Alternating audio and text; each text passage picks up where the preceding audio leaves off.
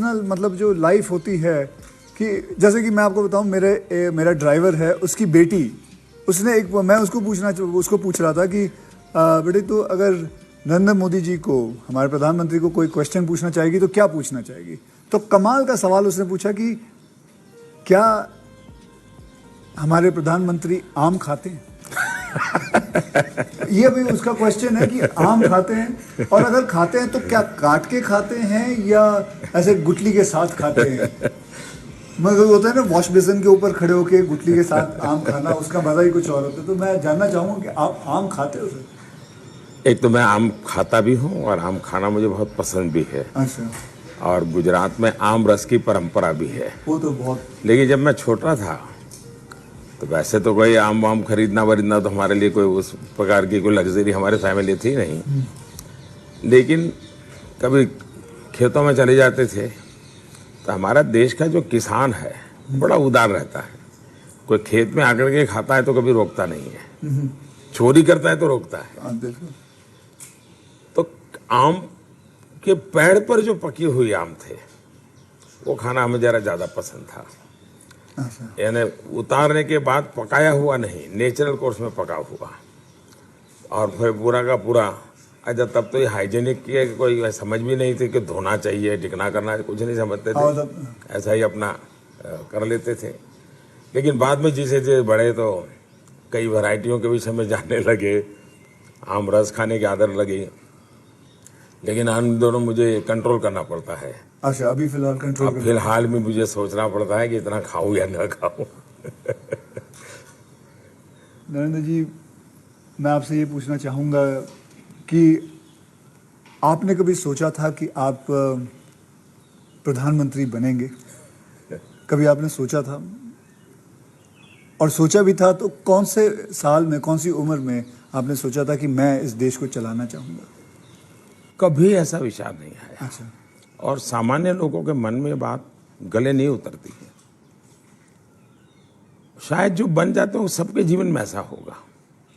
मैं नहीं मानता हूँ कि यानी कोई एकदम फैमिली ही उसी प्रकार से बैकग्राउंड वाली हो और किसी के मन में इच्छा जगती हो तो बहुत स्वाभाविक है।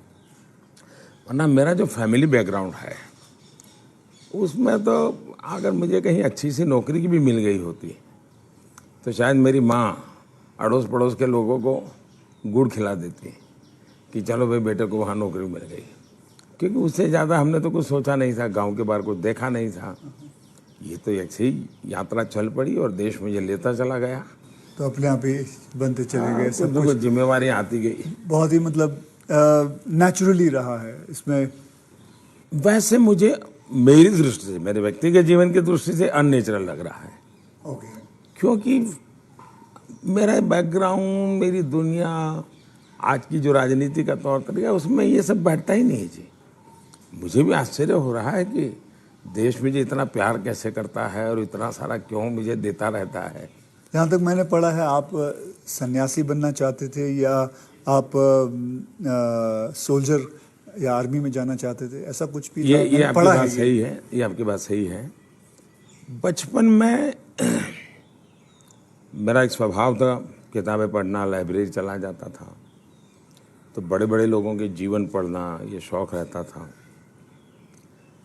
कभी फौज वाले यूनिफॉर्म में निकलते थे तो मुझे बड़ा देखता था, कभी बच्चे की तरह खड़े होकर के सैल्यूट कर देता था, मन करता था कुछ न कुछ। इतने में 1962 का वॉर हो गया, तो हमारे यहाँ से दूर एक मेहसाना स्टेशन है मेरे गांव से, तो वहाँ स्टेशन पे सब लोग, जो फौज के लोग ट्रेनों में जाते थे, उनका बड़ा सत्कार करते थे, चाय वगैरह। तो मैं भी चला जाता था, तो जाकर के मैं भी वो, तो मुझे बड़ा मज़ा आता था।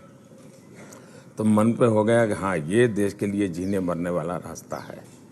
तो कभी उस दिशा में सोचता था।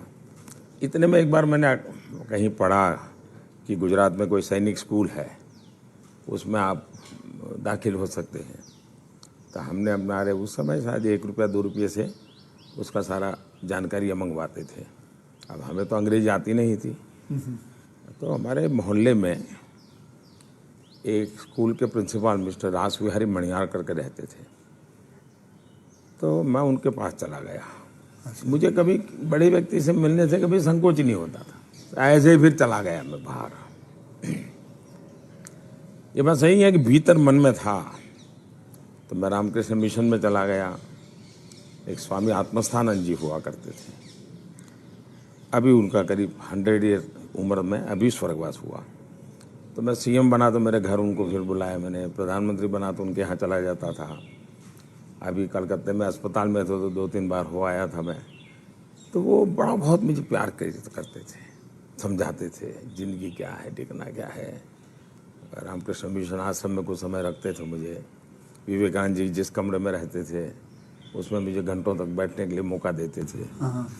तो ये सारे नए नए अनुभव होने लगे। फिर हिमालय की दुनिया में चल पड़ा, बहुत कुछ भटका, बहुत कुछ घुमा, दुनिया देखी। और ये सब 18-20 साल 22 साल की उम्र में ही करता रहा मैं। लेकिन कुछ कन्फ्यूज़न भी था, कुछ इरादे भी थे, कोई गाइडेंस भी नहीं मिल रहा था।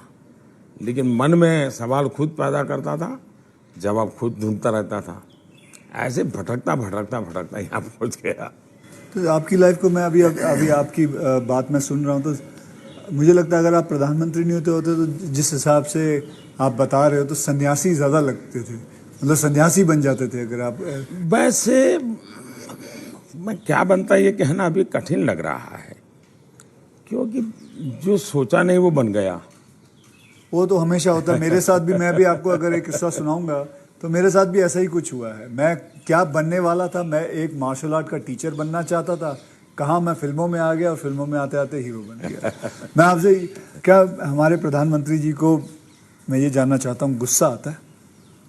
और मतलब क्योंकि देखिए सबको गुस्सा आता है, आई एम श्योर आपको भी गुस्सा आता है। अगर आता भी है तो उस गुस्से में आप क्या करते हो? वो गुस्सा निकालने के लिए किस पे निकालते हो और कैसे निकालते हो?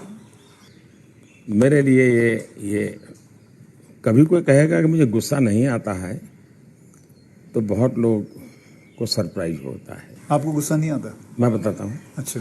सरप्राइज होता है। इसलिए ये कहना कि राजी नाराजी गुस्सा ये मनुष्य के स्वभाव के हिस्से हैं। अच्छा। जिंदगी उसके बिना हो नहीं। हर प्रकार की चीज़ें हर के अंदर होती हैं, लेकिन जो मेरा 18-22 साल की ज़िंदगी का जो एक बड़ा तबका था, वहाँ जो मेरी ट्रेनिंग हुई उसमें ऐसी बातें थी जिन लोगों से सीखता था कि आपके जीवन में स्वभाव में ईश्वर ने सब दिया है। अब आपको तय करना है कि जो अच्छी चीज़ है उसको बल देते हुए कैसे बढ़ना। तो फिर ये चीज़ें हैं जो नेगेटिविटी लाती है वो रुकती है। मैं कह सकता हूँ कि मैं इतने लंबे समय तक मुख्यमंत्री रहा, इतने समय तक प्रधानमंत्री रहा, लेकिन चपरासी से लेकर के प्रिंसिपल सेक्रेटरी तक मुझे कभी गुस्सा व्यक्त करने का अवसर नहीं आया, कभी नहीं आया। लेकिन मैं आपको बताऊं, बाहर जो आपकी छवि है वो एक बहुत ही स्ट्रिक्ट एडमिनिस्ट्रेटर के नाम पे है। स्ट्रिक्ट अलग चीज़ है। हाँ। मैं स्ट्रिक्ट हूँ, डिसिप्लिन हूँ, लेकिन मैं किसी को नीचा दिखा करके अपमानित करके काम नहीं करता। मैं उसको प्रेरित करता हूँ।